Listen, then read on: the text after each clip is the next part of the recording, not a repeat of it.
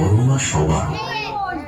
মায়ের যে মাটির মূর্তিটা হয় ওটার উচ্চতা 21 ফুট যেটা, এবং আপনি যদি মায়ের রূপ দেখেন ওই দিনকে গয়না পরাবার পরে ওই রূপ সামনে থেকে না দেখলে আমি বোঝাতে পারবো না। মায়ের থেকে যদি আপনি এক দৃষ্টি তাকিয়ে দেখেন আপনার চোখে জল চলে আসে।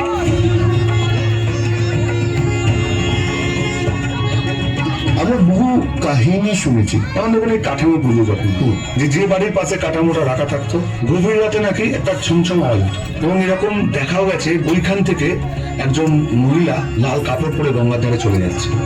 আমি একটা কথা বরাবরই বলি, সবাইকে বলি যে আমার মায়ের কান খোলা, আমার মা জ্যান্ত, এবং আপনি যদি মন দিয়ে মায়ের কাছে কিছু চান পাবেন।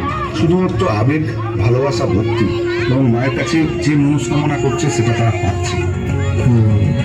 আমাদের একটাই বিশ্বাস, ধর্ম হোক যার যার, বড় মা সবার। জয় বড় মা।